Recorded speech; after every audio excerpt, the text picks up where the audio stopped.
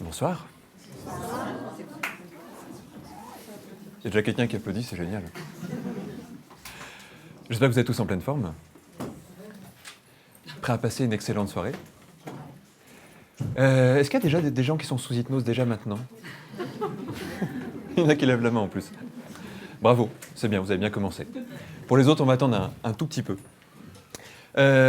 Pour ceux qui viennent pour la première fois, j'explique un petit peu le principe qui est très simple.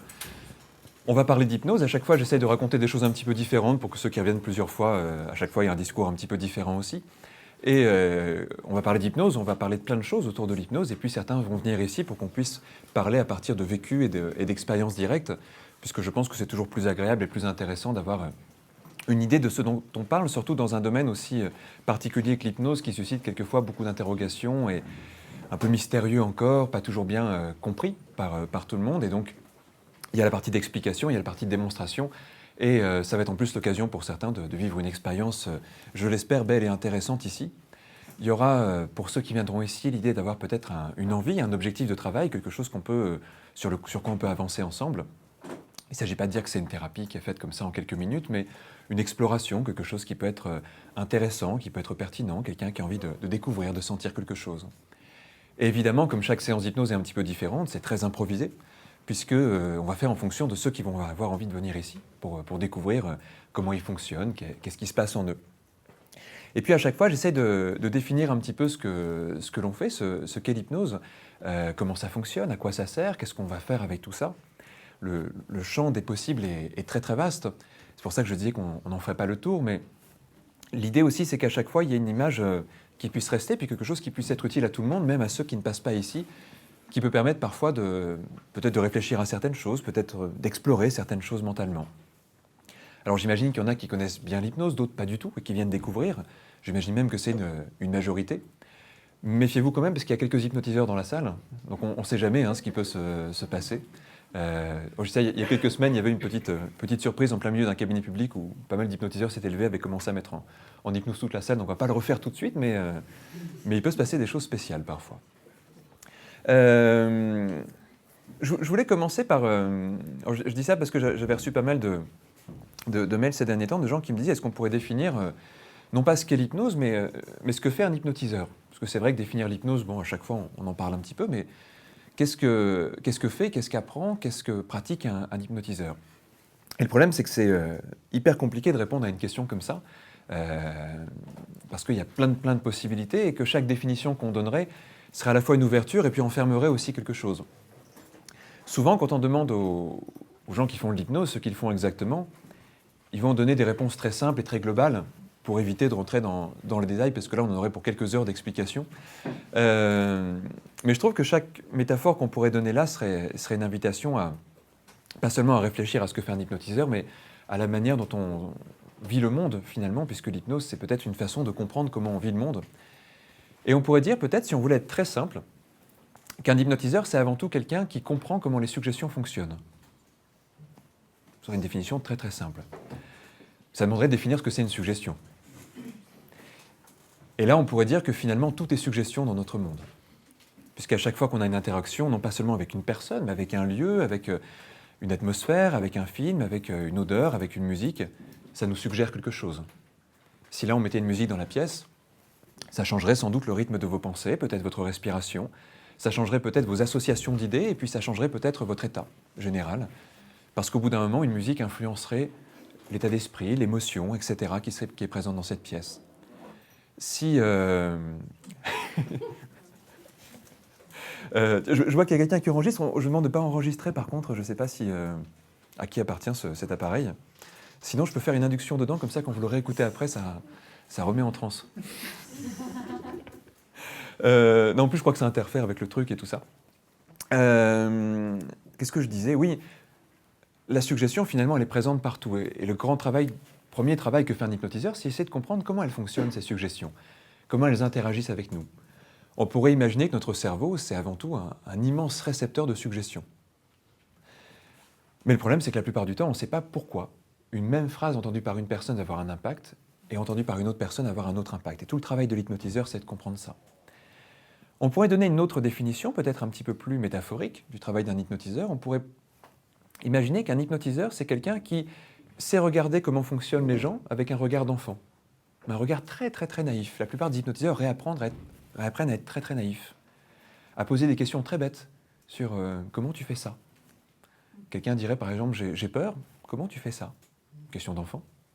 C'est j'arrive pas à m'arrêter de fumer, ah bon, pourquoi? Mais vraiment comme un enfant. C'est pas seulement poser la question, mais vraiment s'intéresser à l'autre comme un enfant s'intéresserait à l'autre. C'est-à-dire en n'ayant aucun présupposé et aucun jugement sur ce qui se passe chez l'autre. Alors c'est aussi un travail d'avoir aucun jugement, aucun présupposé sur ce qui se passe chez l'autre. Et souvent les hypnotiseurs travaillent ce côté volontairement naïf avec un regard très enfantin. Et il y a Milton Erickson qui était ce grand hypnotiseur du siècle dernier qui même à la toute fin de sa vie avait un vrai regard d'enfant. Et posait des questions très dérangeantes comme ça. Une personne qui dit « j'arrive pas à pardonner à quelqu'un ». Ah bon? Pourquoi il se passerait quoi si tu le faisais? Terrible comme question. Il n'y a pas de réponse à un truc pareil. Mais une personne à qui on pose une question comme ça, en général, part dans son esprit intérieur, rentre dans une introspection, vit plein d'émotions, puis elle ressort avec une réponse, pas toujours la bonne, c'est pas grave, on repose une autre question derrière. Et si on regarde Milton Erickson travailler, très souvent c'était je pose une question, la personne est tellement déroutée par la question qu'elle est obligée de rentrer à l'intérieur d'elle pour se poser la question. Elle ressort à peine qu'il accueille avec une autre question, elle retourne à l'intérieur, elle ressort, une autre question, boum, et au bout d'un moment, les gens ne ressortent plus. Au bout d'un moment, ils sont tellement à l'intérieur d'eux-mêmes à se poser plein de questions qui ne se sont jamais posées, qui se coupent de l'extérieur pour vraiment rentrer à l'intérieur. Et du coup, on pourrait dire qu'un hypnotiseur, c'est quelqu'un qui sait amener les gens vers une introspection avec des questions nouvelles. Ça pourrait être une définition aussi. On pourrait dire aussi qu'un hypnotiseur, c'est un conteur. Quelqu'un qui va raconter une histoire à quelqu'un d'autre. Et Erickson, justement, quand on lui demandait ce qu'il faisait, pourquoi il avait d'aussi bons résultats, il avait une réponse qui était toute simple, qui était à la fois très naïve et en même temps très vraie, je trouve. Il disait c'est simple, les gens viennent me voir, je leur raconte des histoires, puis après ils changent. Alors souvent, les élèves d'Erickson qui avaient ce genre de réponse, ils étaient un peu énervés, parce qu'ils disaient oui, mais bon, c'est pas si simple que ça quand même. Ils disaient si, je leur raconte des histoires, puis après ils changent. Alors c'est une très vieille intuition de l'humanité, ça c'est... les premiers écrits sont des histoires, des métaphores la plupart du temps, avec plein d'idées dedans, plein de concepts dedans, plein d'associations d'idées. Et quand l'histoire est entendue par la bonne personne au bon moment, peut-être que ça va induire chez elle un changement. Peut-être que si on ne croyait pas en ça, il n'y aurait pas de conte, il n'y aurait pas de film, il n'y aurait pas de livre, il n'y aurait pas d'art. Si on ne croyait pas en cette capacité d'abstraction que l'on a, et cette capacité d'abstraction qui nous fait changer, peut-être que tout ça n'aurait aucun sens et aucun intérêt. Donc peut-être que l'hypnotiseur, c'est celui qui va le faire aussi en sur-mesure, c'est-à-dire qu'un auteur, par exemple, va écrire un livre pour un maximum de monde, alors qu'un hypnotiseur va souvent essayer de trouver l'histoire qui convient à la personne qui est en face de lui. Donc son rôle est avant tout de raconter l'histoire comme un costume sur mesure qui est bien taillé pour la personne. Une autre définition, ce serait de dire qu'un hypnotiseur, c'est un scénariste émotionnel. C'est quelqu'un qui crée des scénarios émotionnels, parce qu'on a remarqué que ce qui nous faisait le plus changer dans notre vie, c'était les émotions. Et surtout le passage d'une émotion à une autre. Les transitions émotionnelles. Et la plupart des gens qui sont dans le marketing savent bien ça, puisque c'est la plupart du temps les publicités qui sont basées sur des transitions émotionnelles. On va nous créer une peur, et puis ensuite on va nous amener la solution à cette peur, pour vendre le produit par exemple, vous savez.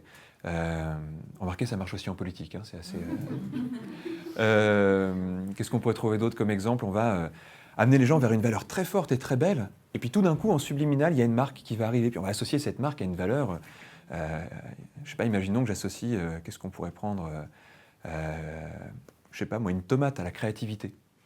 Puis après, la tomate, ça serait le logo de ma marque. Et donc, vous imaginez bien, on amène les gens vers des sensations de créativité immenses, on les ramène vers des souvenirs où ils étaient bien dans leur tête, etc., avec plein d'idées de créativité. Et hop, derrière, on voit une tomate. On se dit, à chaque fois que j'aurai une tomate, je vais être créatif. Bon, bref, c'est un peu comme ça que ça fonctionne, des transitions émotionnelles, des associations d'idées, des parcours par lesquels on passe. C'est un peu plus travaillé chez un scénariste, chez un auteur, puisqu'ils vont essayer de nous faire passer par des ascenseurs émotionnels, des émotions avec une palette très riche et très large. Et toutes ces émotions, elles vont nous amener à rentrer sous hypnose. Puisqu'à un moment donné, on va être, comme on dit, scotché, happé, comme en transe, etc. On va employer tout ce vocabulaire pour dire qu'on a été dans quelque chose. Et je pense que les scénaristes sont en général des très bons hypnotiseurs.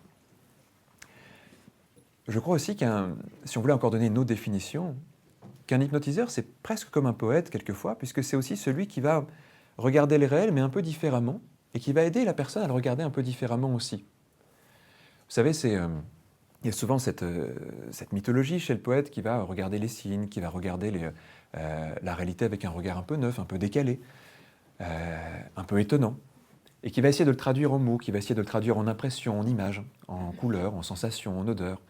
Et si tout ça prend, une personne peut-être va regarder le monde un peu différemment.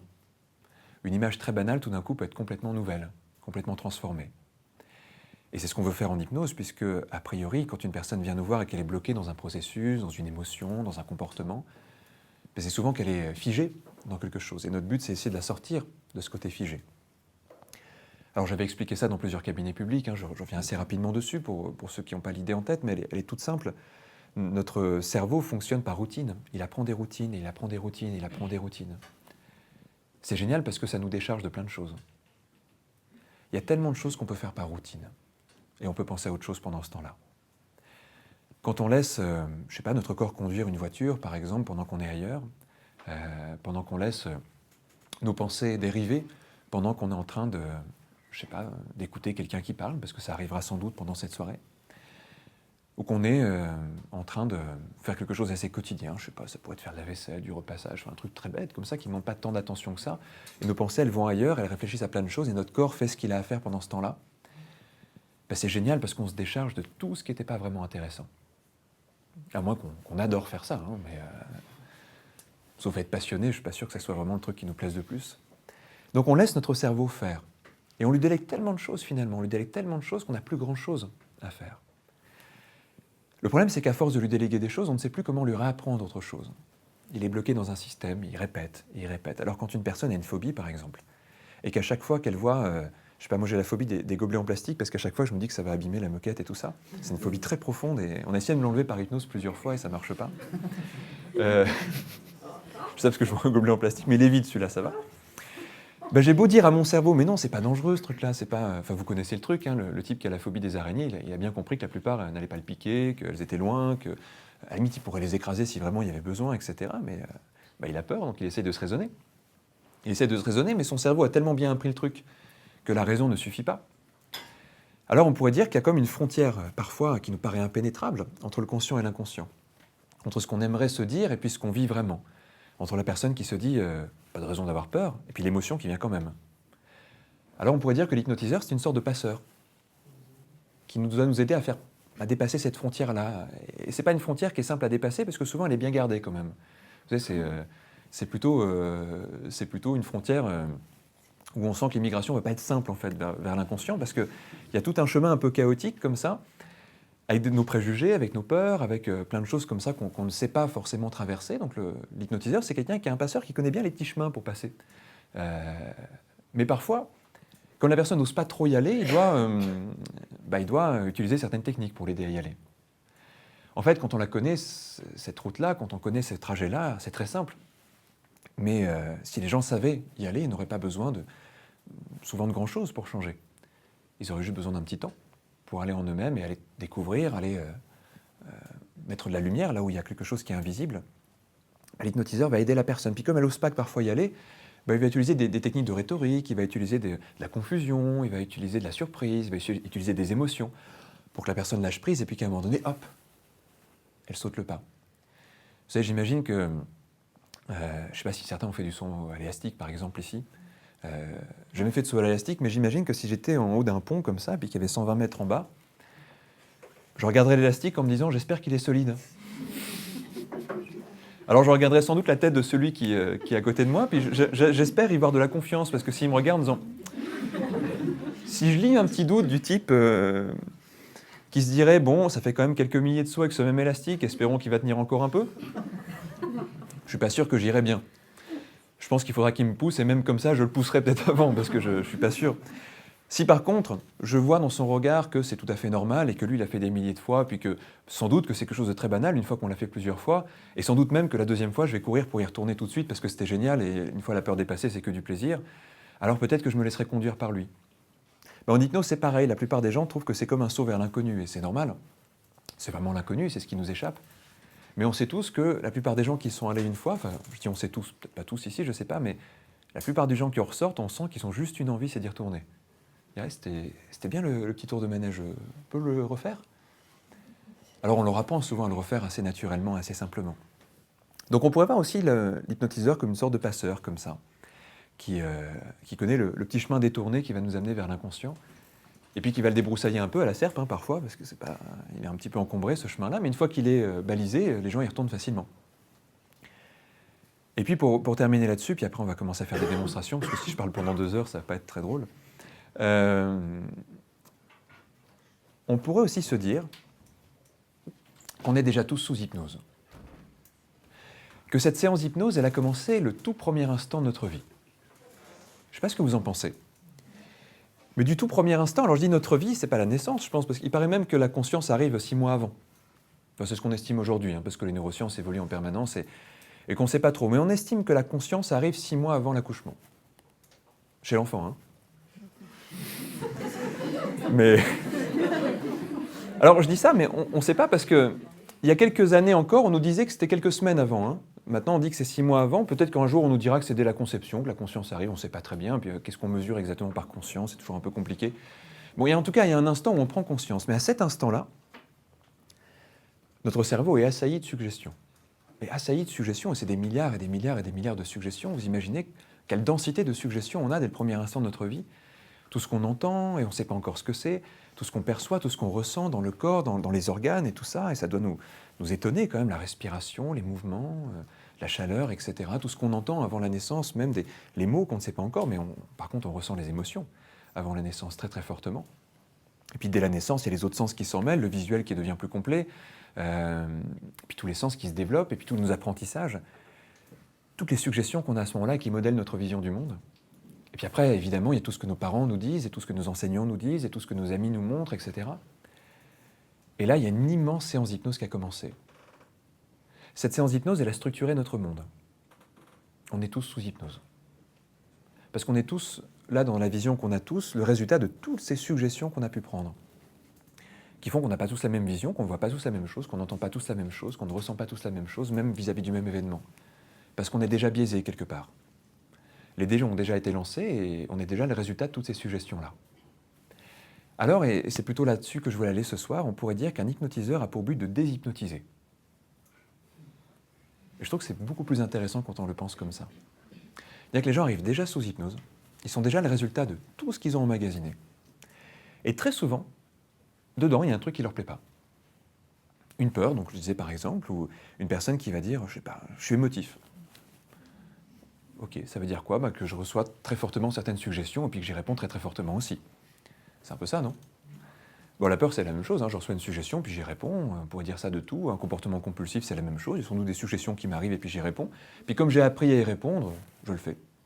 Puis quand j'essaie de lutter contre ça, il y a mon cerveau qui fait non. C'est un peu ça aussi. Parce que lui, il répond encore à ses suggestions. Alors l'hypnotiseur est peut-être celui qui va essayer de se faufiler un chemin dans toutes ces suggestions pour juste aller à l'endroit où on peut dire à la personne hey, c'est un peu plus libre que ça au final. Tout ça, ce sont des croyances. Tout ça, ce sont des idées. Il y a celles qu'on veut garder, il y a celles dont on se fiche un peu.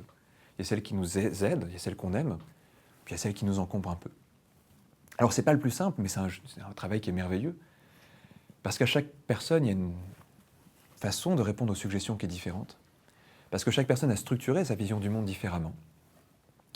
Que même, il ne faudrait pas trop déshypnotiser parce que parfois, ça peut faire un petit peu peur.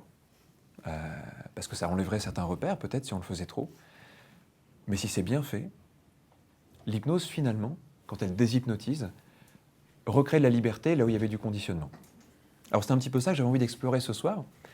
Et j'aimerais savoir s'il y a des personnes, justement, qui ont un peu cette sensation, parfois, d'être comme trop hypnotisées déjà par leurs propres pensées, par leurs propres croyances, par leurs propres idées, et qui aimeraient bien remettre un peu de mouvement dans tout ça, remettre un petit peu de liberté dans tout ça. Est-ce que ça parle à certaines personnes, ça?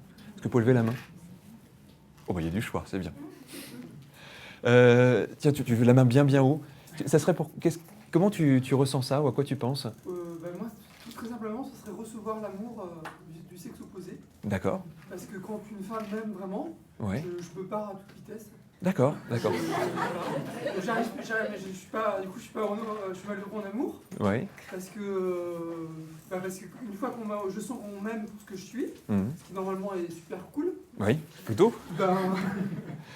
Je suis angoissé, j'ai des crises d'angoisse, ou alors... C'est le cas en ce moment? Bah là, j'ai rencontré quelqu'un. D'accord. Qui est pas là ce soir, ça va, on peut... Voilà. Et c'est une belle rencontre. Oui. Donc voilà, je sens que je vais pas dire que je suis amoureux, mais je vais plutôt vers ça. Ça pourrait, d'accord, ok. Voilà. Et là, je sens le conditionnement arriver à toute vitesse.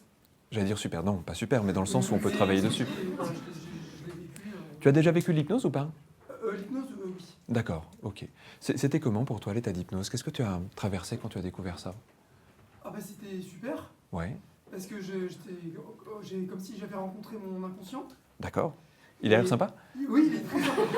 D'accord. Mais il m'aime bien. Voilà. Ok, super. Et voilà, il est très...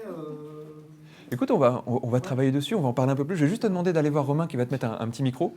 Comme ça, ces paroles seront immortalisées à jamais. Ne rentre pas sous hypnose tout de suite, hein, attends d'être là. Non, je précise, parce que c'est... Alors là, pendant que Romain lui met le micro, je voudrais juste parler un petit peu rentrer sans rentrer dans les détails, mais un tout petit peu de la technique. Là, j'ai commencé à poser des questions, puis je vais lui reposer quelques-unes. Tout le travail, quand au moment où on pose des questions, c'est d'observer comment la personne y répond. Pas seulement ce qu'elle répond, mais comment elle y répond. Notre cerveau est en perpétuelle action, et dès qu'il reçoit l'information, il réagit à l'information, on ne peut pas s'en empêcher. La plupart du temps, même, il répond plus vite que notre conscience. Dès qu'on a une question, le cerveau a déjà répondu, le corps a déjà répondu, avant même, quelquefois, que la conscience ait compris la question. Ça va tellement plus vite à l'intérieur. Si on devait prendre une comparaison, notre inconscient, ça va quasiment... Il n'y a pas de mesure de vitesse, mais pour nous, c'est toujours de l'instantané. Mais donc ça va très très vite. Mais ça serait comme comparer un avion supersonique avec une tortue, en quelque sorte. La conscience se traîne par rapport à la vitesse de l'inconscient. La conscience met quelques dixièmes de seconde pour prendre l'information et y réagir, mais c'est très lent du point de vue de notre cerveau. Je le dis régulièrement, ça, mais c'est très étonnant de voir que quand on fait un choix, notre cerveau l'a déjà fait depuis quelques secondes. Jusqu'à 5 secondes avant, c'est tellement énorme, 5 secondes. Ça veut dire que très souvent, et ça va avec ce que je disais tout à l'heure, quand on fait un choix, quel que soit le choix de lever la main pour certains tout à l'heure, etc., le cerveau l'avait déjà fait. Ça veut dire qu'on est déjà en train de répondre à une suggestion que notre cerveau nous a faite. On est déjà en train de répondre à un conditionnement. Pourquoi? On ne sait pas la plupart du temps. Mais quand on mesure le trajet de l'information dans le cerveau, en tout cas, c'est là. Donc ça veut dire que la conscience, elle est le dernier niveau, finalement. Elle vient après, elle vient à la toute fin. Elle vient presque valider quelque chose, plutôt que le construire. Alors c'est gênant du point de vue du libre arbitre, parce qu'on peut se poser la question, qui prend une décision si ce n'est pas moi? Bon, c'est toujours nous, mais c'est une partie de nous, c'est une partie qui nous échappe. C'est cet inconscient que vous avez rencontré. On peut se tutoyer? Avec plaisir. Ouais, tu t'appelles comment? Alexandre. Alexandre, d'accord. Tu as l'air en pleine forme. Bah, je suis très heureux d'être là. Moi aussi. Non, j'aime bien, c'est agréable. Ouais. Ça m'amuse à chaque fois parce que je me dis pendant 1h30, 2 heures, je peux raconter n'importe quoi. Pardon. Et ah oui, si. Voilà. Merci. Tu veux refaire un petit test son Oui, pendant 1h30, 2 heures, je peux raconter n'importe quoi. C'est génial quand même. Et alors je dis n'importe quoi, pas tout à fait. Mais toutes les histoires qui viennent, toutes les pensées qui viennent et tout ça, font qu'il y a des personnes qui transforment certaines choses. C'est génial. Et finalement, tout ce qui va se passer pendant les quelques minutes où tu seras assis sur cette chaise, va juste être comme une porte qui s'ouvre, si on devait le synthétiser, si on devait le simplifier. Et tout ce qui va être dit va être au service de ça. C'est le seul but de ce moment-là. Enfin, le but derrière, évidemment, c'est qu'il y ait des petites choses différentes après. Imagine le truc le plus idéal possible, c'est-à-dire comment ça serait dans cette relation s'il n'y a plus de ce dont tu m'as parlé, les angoisses et tout ça. À la place, il y aurait quoi? Il y aurait le plaisir de se retrouver, du bonheur, enfin, l'échange, la confiance, un grand calme. Quelque chose qui circule, qui n'a pas besoin de mots pour... Est-ce qu'il y a des domaines dans lesquels ça t'arrive, ça? Ce calme, cette confiance, quelque chose qui circule? Alors c'est plus même de l'excitation, enfin c'est du calme, mais en même temps c'est de l'excitation. Ouais, d'accord. C'est dans quoi comme domaine? C'est dans la création. Oui, d'accord. Ok.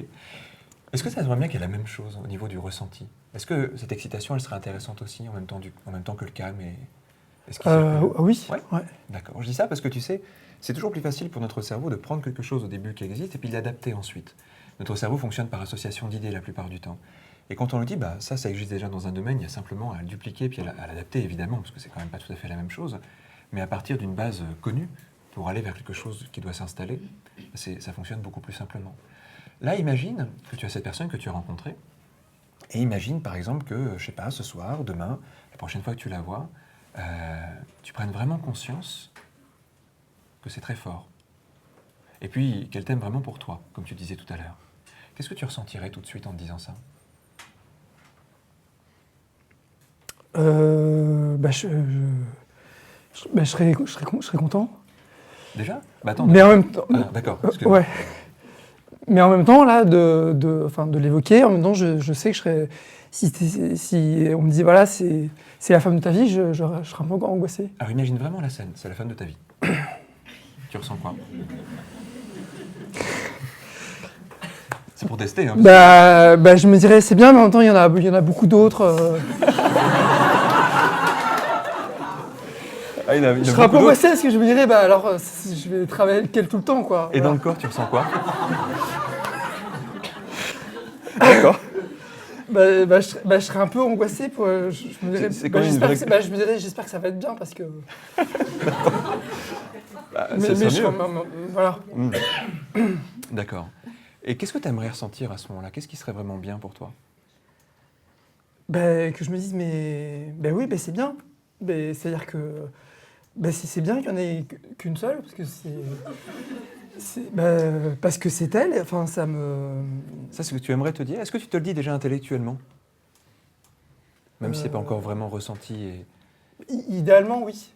Je vais te poser une question, Ouais. tu me dis si c'est trop personnel, mais au pire, il se passe quoi si c'est pas la fin de ta vie? Normalement, je la quitte. D'accord, ok. Est-ce qu'à ton avis, il y a plus de chances que ça soit vraiment bien si tu commences à y croire au début et à te donner tout ce qu'il faut pour que ça soit vraiment bien?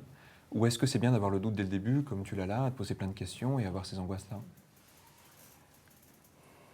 Non, c'est mieux d'y croire. D'accord, Et quitte à être déçu après, ok, ça vaut le coup. ça vaut le coup, ouais. D'accord, ok.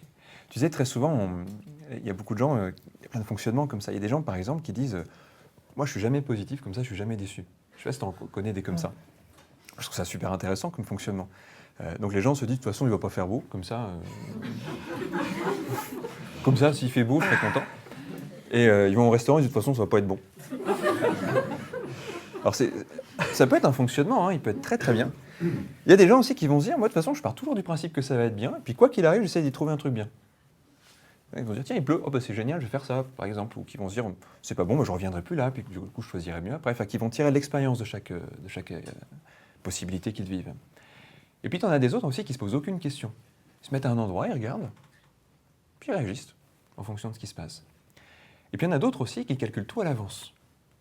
Il y en a qui vivent dans leur passé. On a tous des fonctionnements différents. Il y en a qui vivent tellement dans le passé qu'ils sont quasiment sûrs que tout va se reproduire. Je ne sais pas si tu en connais aussi des comme ça. Et de toute façon, ça c'est comme ça.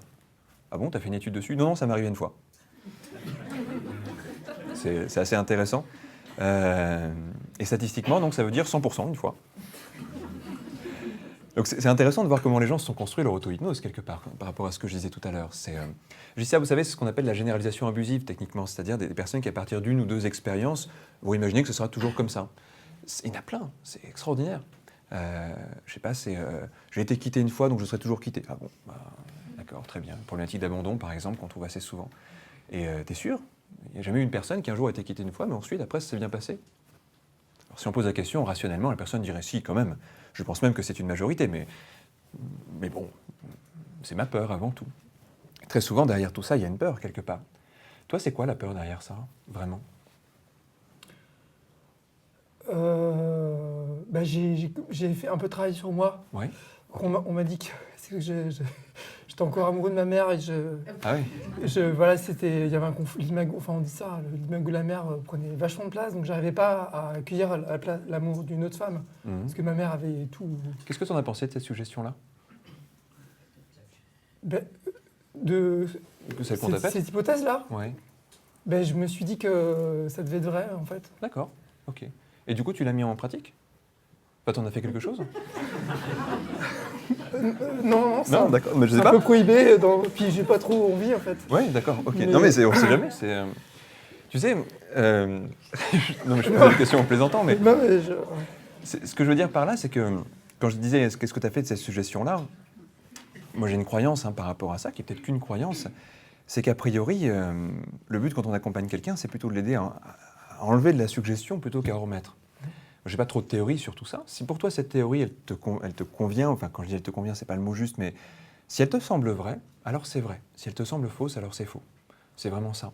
Comme je disais tout à l'heure, on est avant tout le jeu de nos propres suggestions. Quelqu'un qui t'a fait cette suggestion-là, soit il a rendu ça réel au moment où il t'a fait cette suggestion, soit c'était peut-être déjà réel et ça a été révélé au moment de la suggestion, soit c'est peut-être carrément autre chose. La seule personne qui le sait, c'est toi. Qu'est-ce que tu ressens? Est-ce que tu penses que c'est ça, cette peur qu'il y a derrière? Ou est-ce qu'il y a autre chose? je pense que c'est ça. Tu penses que c'est ça? D'accord, ok. L'important, tu sais, c'est que de toute façon, si toi tu le penses, on va partir de là. Parce que l'important, c'est toujours de partir de ce qu'il y a dans notre inconscient. En tant qu'hypnotiseur, moi, j'ai aucune vision du réel. Parce que je pense que le réel n'est qu'une histoire de subjectivité. Donc, pas de croyance préétablie sur tout ça.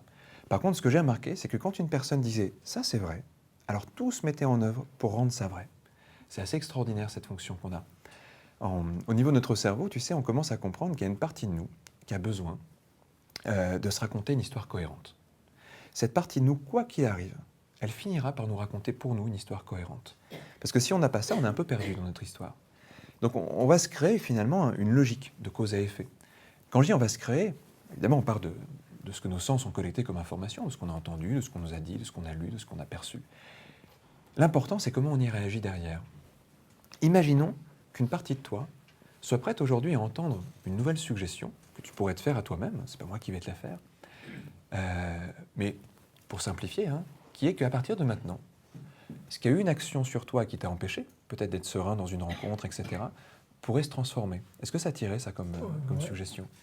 Du coup, à ton avis, comment répondre à cette peur qu'il y avait jusqu'à maintenant? Qu'est-ce que tu lui dirais à cette peur-là?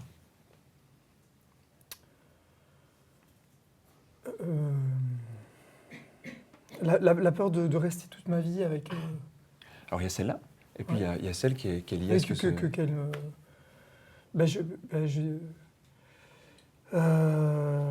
je lui dirais, en fait, c'était vrai, Oui, mais avant, d'accord. pour le passé. Et maintenant, qu'est-ce qui est vrai? C'est que cet amour n'est plus là. Enfin, il y aurait de la place, dans mon cœur, en fait. Ok, d'accord. Est-ce qu'il va se transformer, cet amour? Est-ce qu'il va se transformer en quelque chose un peu différent qui laisse la place, justement?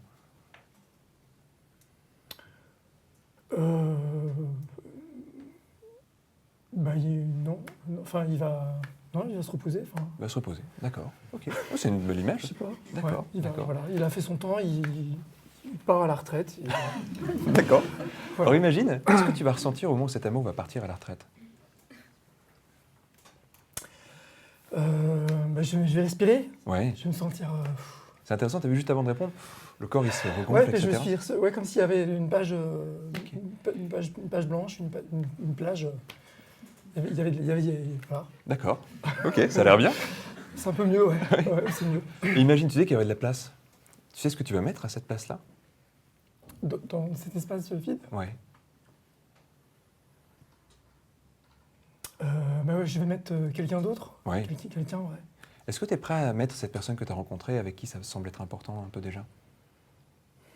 Ou est-ce que tu es prêt en tout cas à te dire que là, progressivement, il est possible qu'il y ait cette personne à cette place? Est-ce que ça sera Oui. vrai ou pas? C'est que l'avenir qui le dira. Je la D'accord. mets, En tout cas, cet espace est disponible pour l'accueillir si ça se confirme. voilà. D'accord, d'accord. Ça serait parfait, ça? Mm.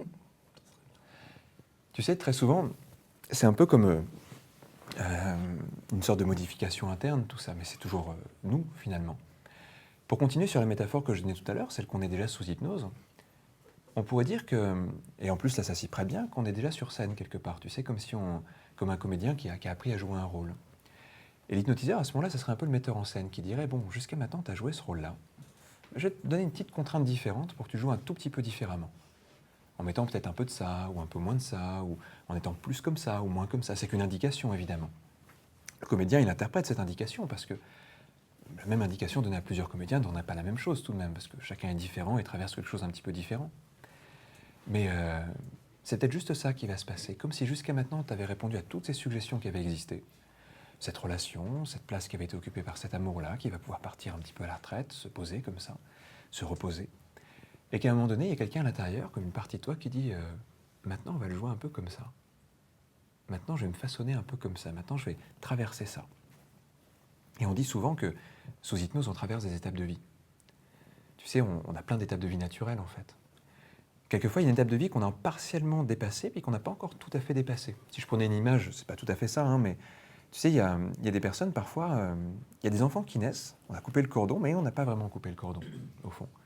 De la même façon qu'il y a des personnes qui partent à la retraite, mais elles n'ont pas vraiment passé cette étape de vie.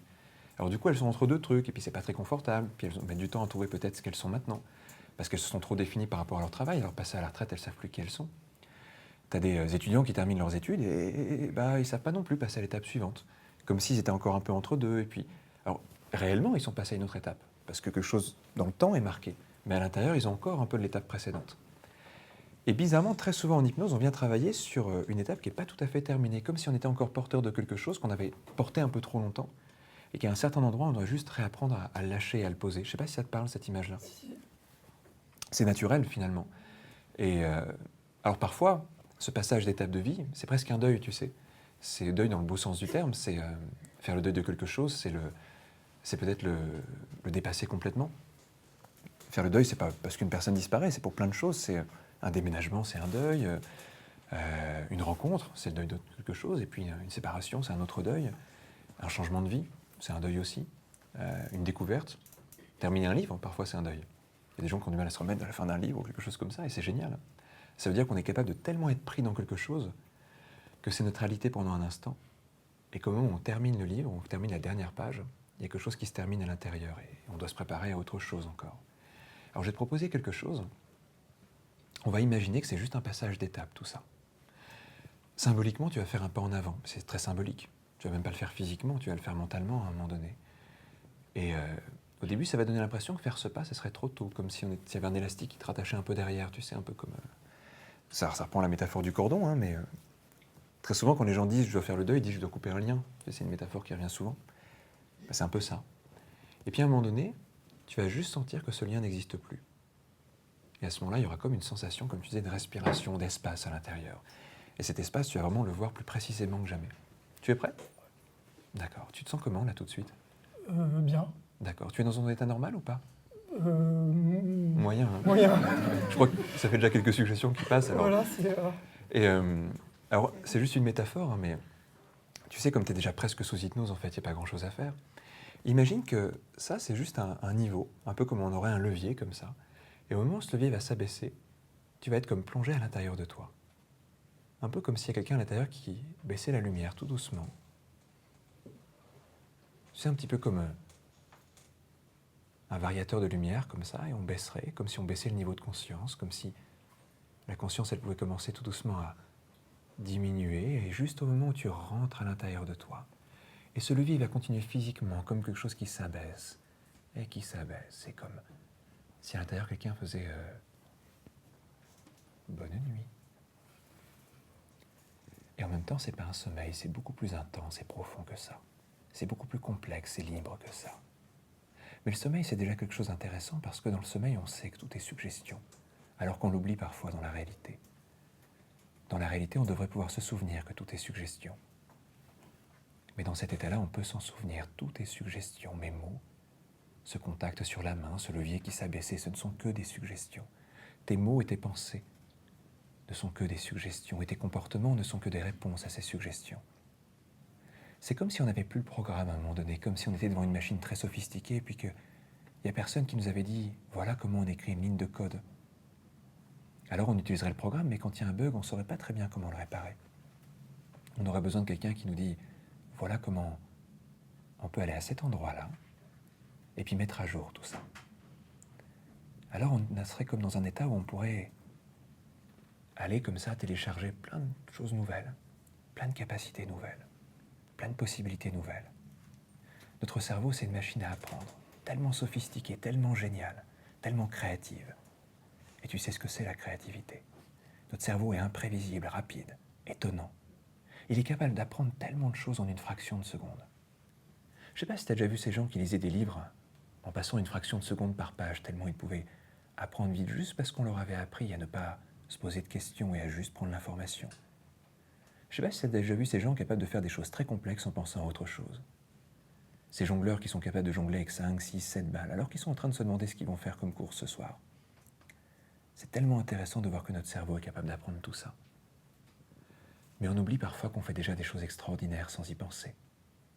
Le simple fait de marcher en pensant à autre chose demande tellement d'opérations mentales, n'est-ce pas?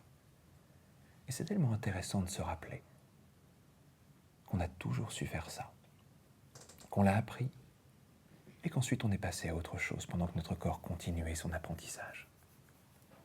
Je ne sais pas ce que ton corps, ce que ton cerveau ont appris par rapport à l'amour, par rapport au lien avec une personne et avec une femme avec qui tu es bien et heureux. Je ne sais pas ce que ton cerveau a cru à un moment donné qu'il devait te créer comme réaction quand une personne t'aimait pour ce que tu es. Je ne sais pas quelle émotion ça a joué en toi. Alors j'aimerais que ton cerveau te rappelle certaines choses. Tout ça, ce ne sont que des pensées, des apprentissages. Notre mémoire n'est que le résultat de toutes ces suggestions. Alors, j'aimerais que quelque chose en toi se rappelle d'une suggestion en particulier. Celle qui fait qu'un amour particulier a pris de la place jusqu'à maintenant, alors qu'il serait peut-être temps de le mettre à la retraite, comme tu disais. Peut-être que maintenant il y a d'autres mots qui peuvent te venir pour ça. Quelquefois sous hypnose, ce sont d'autres métaphores, plus justes encore, plus précises encore, qui viennent. Moi, je vais employer tes mots à toi. Mais peut-être que maintenant, tu peux employer les mots de ton inconscient et les images de ton inconscient. Il y a comme une émotion qui va venir te chercher. C'est un chemin émotionnel, tout ça.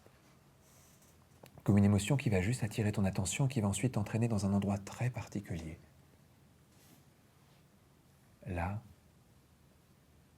où une pensée va être redirigée.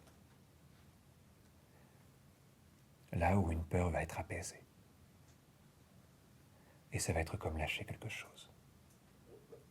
Et je pense qu'une partie de toi sait exactement ce qu'elle a à lâcher. Je vais demander à ton inconscient de le ressentir, de le vivre, de plonger comme dans quelque chose. C'est comme traverser quelque chose. Et quand il y sera, le corps va se mettre en mouvement d'une autre façon. Comme s'il y avait un équilibre différent, comme s'il y avait des sensations différentes. La tête va se mettre à bouger légèrement, les mains, les bras, comme une activité interne. La respiration, comme ça, devient un peu plus rapide. C'est comme aller vers quelque chose, comme un rythme qui grandit. Comme une sensation d'intensité qui vient à l'intérieur. Comme être en train d'accélérer vers quelque chose. Pour aller au bon endroit. Et l'émotion qui est liée à ça peut commencer à venir, n'est-ce pas? Comme quelque chose qui attend depuis très longtemps juste l'autorisation. Parce que parfois notre inconscient n'attend que l'autorisation pour changer. Il attend juste qu'on vienne à l'intérieur, au bon endroit, et qu'on lui dise « Maintenant, ça peut se transformer. » Une intensité qui devient de plus en plus grande. Une accélération à l'intérieur, l'impression de quelque chose qui devient plus fort, plus intense, plus présent. Qui monte et qui grandit, qui prend de plus en plus de place jusqu'à te remplir complètement, jusqu'à avoir la sensation qu'au moment où tu vas sentir ce contact sur ton épaule, c'est comme être prêt à traverser ça, à aller vers toi, au-delà de cette émotion. Et à partir de là, quand tu seras prêt, tu pourras juste donner à la partie la plus profonde de toi une indication très précise sur ce qu'elle doit faire de cette émotion. Et ça va être comme une immense libération à l'intérieur. Comme un rire à l'intérieur, comme un immense plaisir. Une immense sensation de liberté, une respiration. Tu sais, comme quelqu'un qui sentirait qu'il a porté un poids pendant si longtemps et que là, il vient de le lâcher. Un état assez euphorique. Un état dans lequel on se sent bien, léger, dans lequel il y a d'autres questions qui viennent plus intéressantes, nouvelles. d'autres sensations, des images qui viennent des pensées. C'est un autre rythme souvent. C'est comme redécouvrir une partie de toi. Et puis il y a cette créativité, et puis il y a d'autres qualités que tu as, et puis d'autres désirs que tu as maintenant. Imagine juste un espace dans lequel tu pourrais, que ce soit là ou plus tard, accueillir une personne.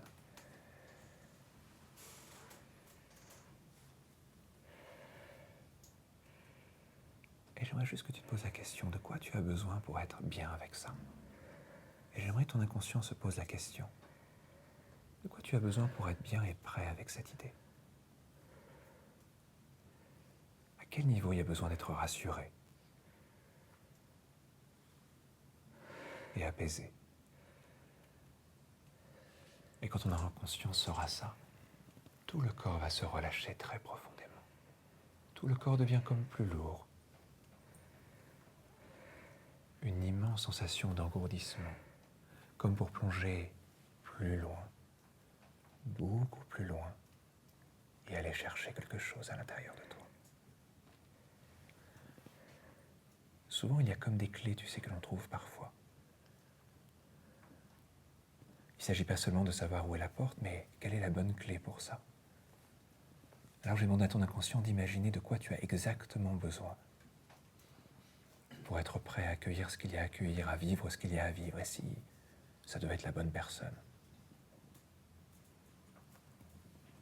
Et finalement, la question n'est pas est-ce que c'est la bonne ou pas, mais si c'est la bonne, est-ce que tu es prêt? Que ce soit maintenant, ou dans quelques mois, ou dans quelques années. Et si c'est le cas, quoi qu'il arrive, est-ce que tu es prêt à te sentir à l'aise avec ça? Et là encore, quand ton inconscient aura trouvé la clé, il y aura une sensation très agréable qui va venir. Avec, en plus de la joie et du plaisir, de la curiosité. Et peut-être même une légère impatience. Tu sais, un petit peu comme quand on est en face de quelque chose en se disant à quoi ça va ressembler. Mais en te sentant tellement bien. Et ce sera comme un rire à l'intérieur à ce moment-là.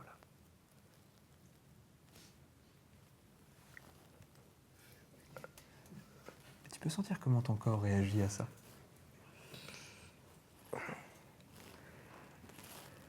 Et tout ce que tu ressens. Alors je vais te demander de visualiser cet espace qui est disponible maintenant. Je me demande quelle image tu t'en fais. À quoi il ressemble? Qu'est-ce que tu y vois?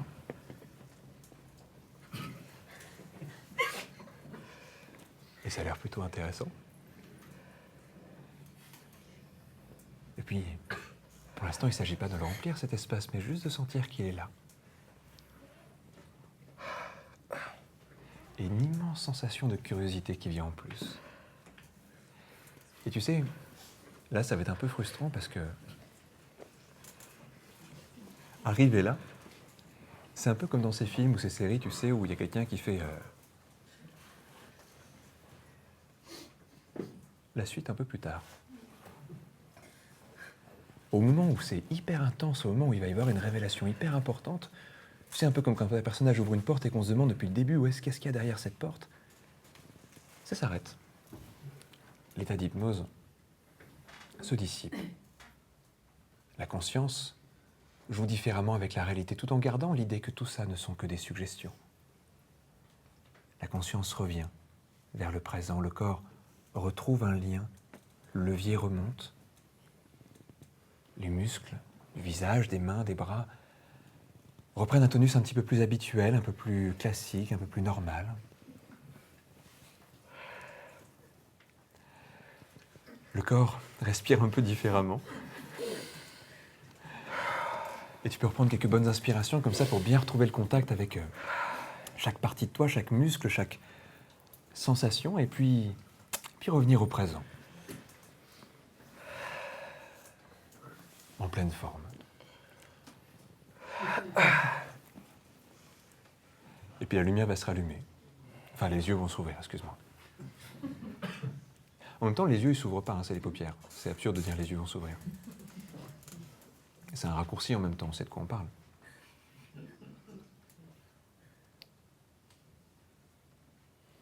Il y a plein d'expressions comme ça qui sont assez bizarres. Comme pour lui fermer les yeux, ça veut rien dire en fait. Non? J'ai pas compris, mais... Non, ce que je disais, c'est que les yeux, ils changent pas, c'est parce qu'on on ferme les paupières. On ferme pas les yeux. On ferme la bouche, mais on ferme pas les yeux.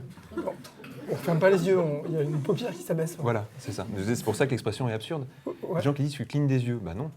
Tu clignes pas des yeux, ce serait moche déjà en plus. T'imagines, la scène serait horrible. Est-ce que ça voudrait dire que la personne a les yeux révulsés? On sait pas. Bien revenu? Ah oui? Ouais. Je disais, quelquefois je raconte Enfin, un peu je sais n'importe pas, quoi. j'ai encore... On revient pas en fait. Je suis encore avec la clé là. Oui. Enfin, il y a une partie qui est encore avec la clé. C'est normal en même temps. Ça va même durer un petit temps. Qu'est-ce que... Tiens, pense à cette personne. Et dis-toi, peut-être que c'est la bonne personne. Qu'est-ce que tu ressens quand tu penses à ça? Je me sens libéré d'un poids, c'est-à-dire... Oui.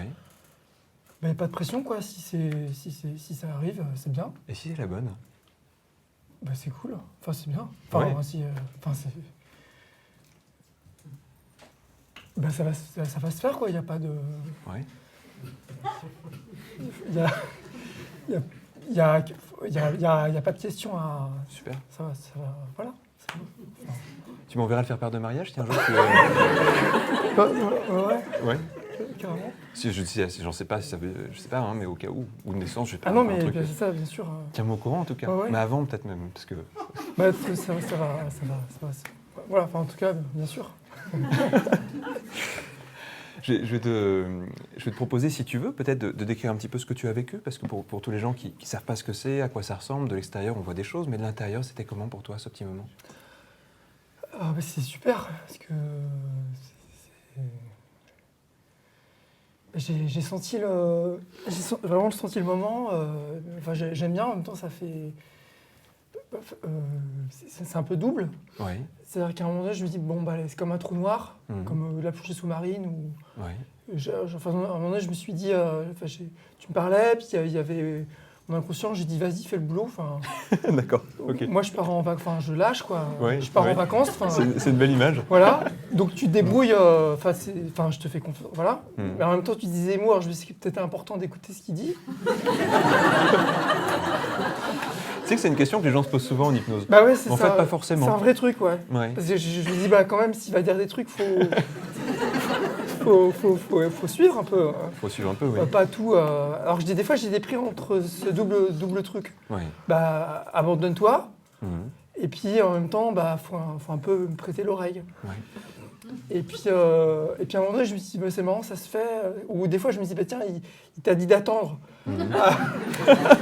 avant de trouver la clé. Puis moi, j'avais déjà trouvé la clé.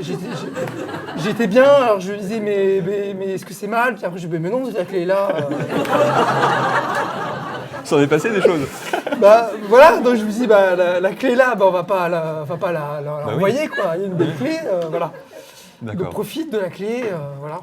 C'est une stratégie parfois qu'on a en hypnose, quand les gens ont trouvé un truc, on essaie de leur faire lâcher pour qu'ils le tiennent encore plus fort. C'est une stratégie après. Hein. C'est, tu sais, quand quelqu'un prend un truc, puis si on lui dit non, redonne-moi, non, d'un coup ça a plus de valeur, non, je vais le garder. Et quelquefois, donc, on joue un petit peu à ça. Alors c'est un peu le côté un peu joueur stratégique, tu vois. Mais tu fais un cadeau à quelqu'un, puis si tu lui dis qu'il ne peut pas le garder, ça a encore plus de valeur.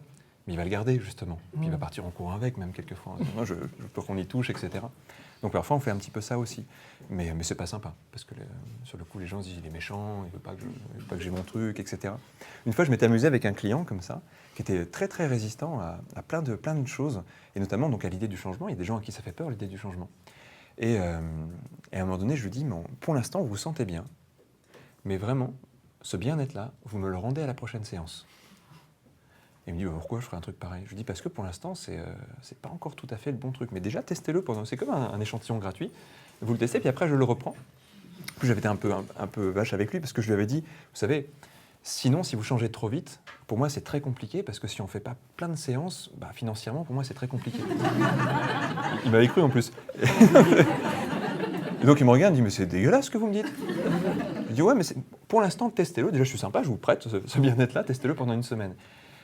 La semaine d'après, il revient, il m'a dit, vous savez quoi, j'ai réfléchi, je ne vous rendrai pas. C'était ce que je voulais, hein, évidemment. Je dis pourquoi vous me le rendrez pas? Il dit non, parce que c'est le mien maintenant, je m'y suis habitué. Mais comme c'est quelqu'un qui était un peu résistant au changement, c'était drôle, parce que tout d'un coup, sa résistance au changement, elle était résistée à ne pas changer l'état de bien-être qu'il avait trouvé. On avait inversé le type de résistance. Du coup, d'être résistant à ne pas être bien, il était résistant à être autre chose que bien. Résistant à être mal, quoi. Ouais, voilà. Et donc, plus je disais non, mais rendez-moi ce bien-être, remettez dans votre état où vous étiez avant, il dit non, je veux pas. Donc c'était drôle. Voilà. Je pense qu'il m'a trouvé bizarre, parce que je lui ai jamais dit, pour le coup, que c'était une stratégie. Mais vraiment, il est reparti en me disant vous m'aurez pas comme ça. C'était drôle. Je resterai bien quoi qu'il arrive, etc. La première fois que j'avais vu, il me disait vous savez, le changement, c'est compliqué, etc. Donc finalement, oui, le changement est resté compliqué, mais dans le bon sens pour lui. C'est étonnant comme finalement notre cerveau apprend vite. Et quand je disais que toutes les suggestions, finalement, c'est qu'une manière de voir les choses, c'est l'emballage qui change, et puis à l'intérieur, après, ça change aussi. Mais c'était chouette, en tout cas, tu as eu une belle expérience, apparemment. Ah oui, là j'en suis encore, pardon, hein. Oui. C'était vraiment là au niveau de la clé, je sais pas. Alors c'est pareil, c'est un truc de timing, je me suis dit peut-être j'ai coupé trop tôt le poids. Ah oui, ouais. Voilà, puis après je me suis dit il est parti. Dommage. Voilà. Si vraiment un jour il te manque, tu m'appelles. Non, mais là, ça va. Non, là j'étais bien, là. Prêt à en profiter? L'espace et tout, c'est bien. Tu me tiens au courant? Ah oui, mais merci beaucoup. C'est un plaisir, merci à toi surtout d'être venu comme ça. Et... Je sais pas ce que je dois tout ça voir. Si tu veux, merci. c'est un plaisir. Si on peut faire, merci beaucoup. Ouais, voilà. Faire là. Je connais pas beaucoup d'autres rituels, mais on peut le faire comme ça aussi. Non, je sais pas, voilà. Non mais merci à toi surtout, c'était un beau moment. C'est un très beau moment. Donc je peux rester avec la clé. Ouais. Voilà, d'accord. Après, tu sais, c'est un passe-partout. Si t'as quelqu'un un jour qui te demande, il te dit j'ai pas la clé, tu dis je te prête mon passe-partout 2 secondes et puis tu peux faire des trucs avec. D'accord. Merci beaucoup en tout cas. Beaucoup. Je t'ai demandé d'aller rendre le micro bien sûr, hein. à Romain. Merci. Merci à toi.